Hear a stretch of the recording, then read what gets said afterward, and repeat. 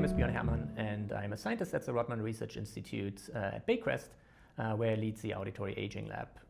Our research in the lab is concerned with how people listen, how older adults listen in their everyday environments.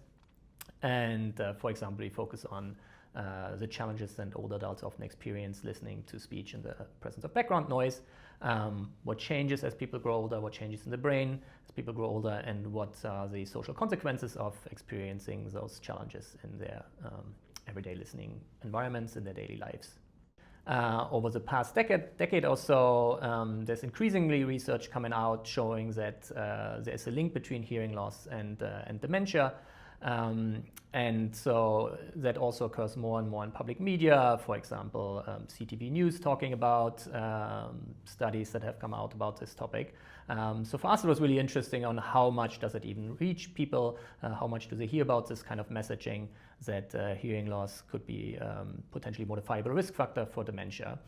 Some people may be motivated by that information, or if they hear that treating hearing loss could help reduce the risk for dementia, whereas others may be really worried about that and even maybe not going to an audiologist, even though they would benefit perhaps from hearing loss treatment.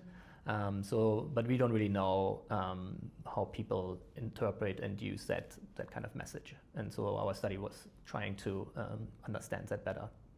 So for this study, we used a survey approach and sent out a survey to individuals across Canada. So in the end, we had about 1,400 people respond to our survey, the age range of 40 to 90.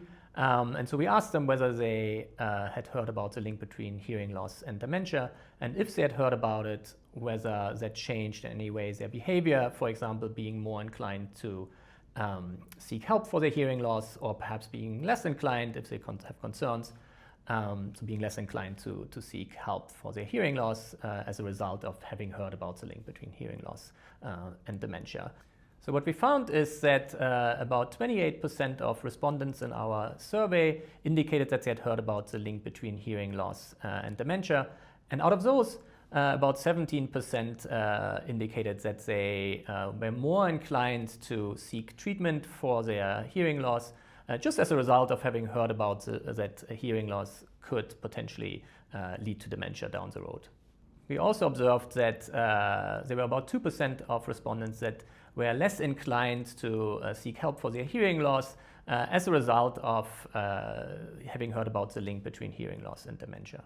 But simply knowing about the link between hearing loss and dementia was not sufficient to change behavior.